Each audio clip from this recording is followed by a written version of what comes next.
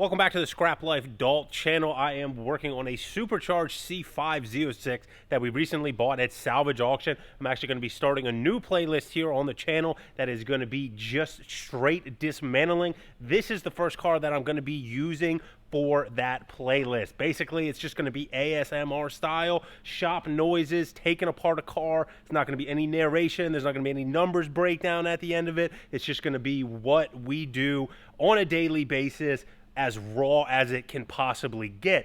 But I thought this would be a really good opportunity. I made a contact with a representative from Milwaukee Tools. He was actually out here in Baltimore picking up, I believe, a chaser that was just imported through the Baltimore port. He also has an awesome Toyota Supra, really a cool car guy through and through. It's always great to make contacts like that within the industry. But his specific job is tool development and R&D on those tools. So he told me he was going to stay in contact, and he has done that. He's a follower on the channel, and he sent me some Sawzall blades. That's something that we use maybe the most of here around the shop, a tool that we go through, a consumable. And we have people that ask about some of the stuff that we use on, you know, some of the salvage stories, things like that. They see different tools, and honestly, we don't have a lot of like professional use type tools here besides some of the forklifts and stuff like that. A lot of the stuff you're going to have in your home garage.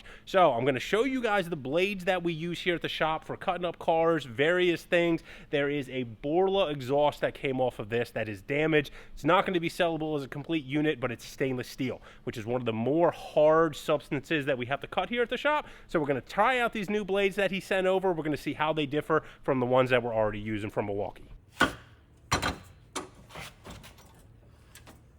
This overpipe that goes up and over the rear subframe is completely trash, and you can see the inlet into the muffler is just completely bent out of shape. But the tip is not in overly bad shape. I already cut off the other side. So we're going to go ahead and cut this, and then we're going to use this stainless pipe to make a couple other cuts and just see how this newer blade compares. I'm very hopeful that this is going to be a better cut because it looks like it's designed for thicker metal.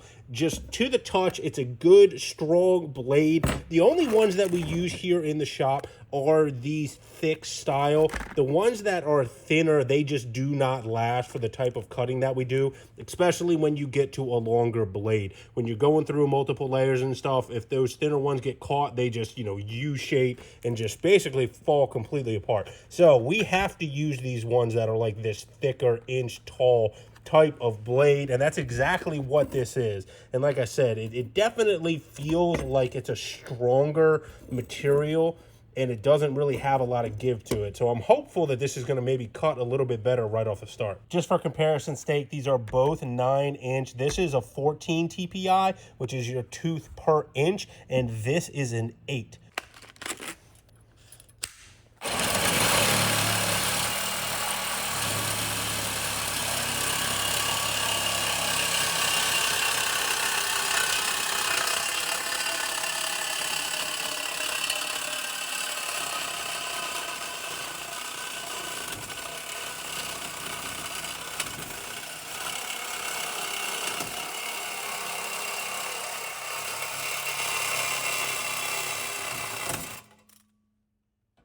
So cut through real nice and easy, but you can see that it already tore up some of the teeth that are on here. This is a like 2.5-inch exhaust pipe. Again, stainless steel. Let's go ahead, we'll make another cut kind of back here, but we're gonna use this newer cast iron thick metal blade and see how this one fares.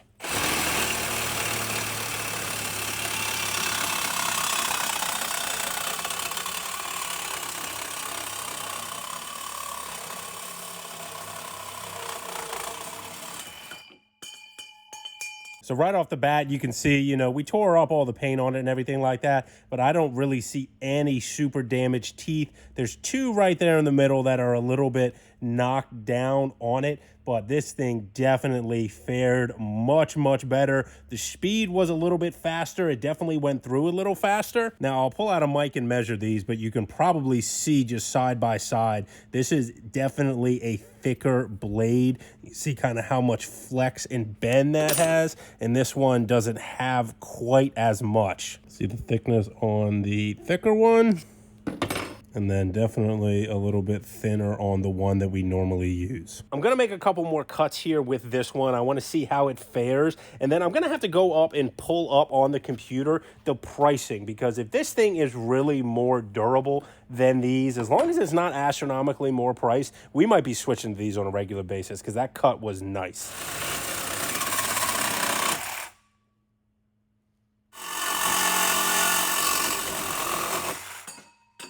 We definitely knocked off a couple more teeth. I was kind of trying to cut more out towards the end here just to see how it did. When you do that, when you're cutting through maybe like a frame rail or something like that, sometimes that's when it has a tendency to grab and it'll bend the blade if it's cutting out in this section versus this section real close to the tool itself. Just to give this a proper test, I want to go ahead and try and cut a different type of material.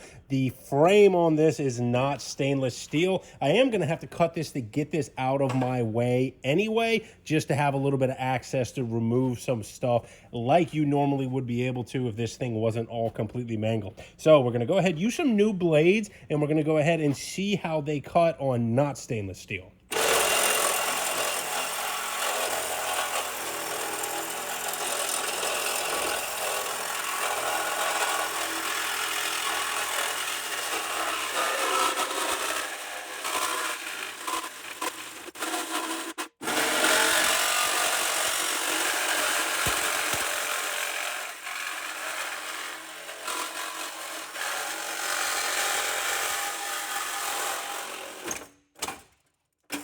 All right, so we're through. Kind of cool. You saw how it jumped when I finally got cut through. That's just how much essentially stored energy the metal has from being manipulated into a position that it doesn't like. But you can see that this fared very, very well. Cut a little bit slower than I was expecting, but I also kind of put it in the corner where you had some metal that was kind of buckled up and stuff. Normally, it's a little bit harder to cut through those areas. If you have a good finished section that doesn't have different bends in the metal and everything, it cuts a little better. So let's go ahead. I'm gonna swap to the other blade that we normally use. I'm gonna cut this side. We'll see how the speed is on that.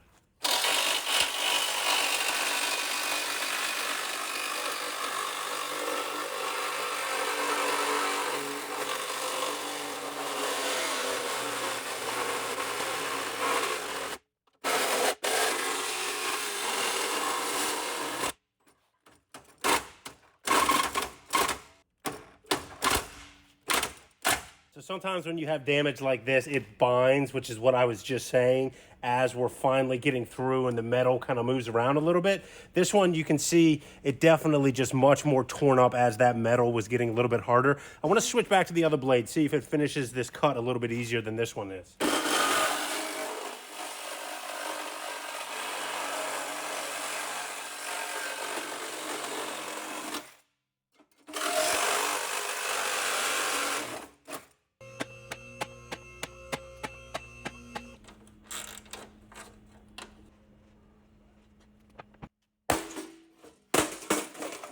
I think the easy takeaway from this is that this is just a stronger, more robust bit. As far as the majority of the metals that we need, if it has some thickness to it, I think this is a better blade than what I have been using.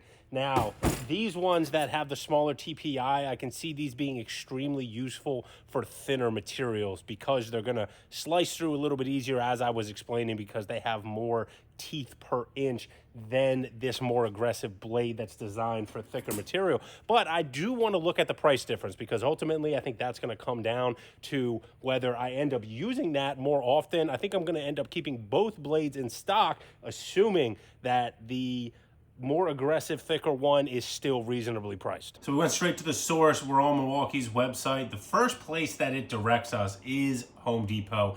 I think everyone at this point knows that you can get Milwaukee Tools at Home Depot. The specific blade that we were just using is $21.97 per blade. Again, that is an 8 TPI, 9-inch single blade.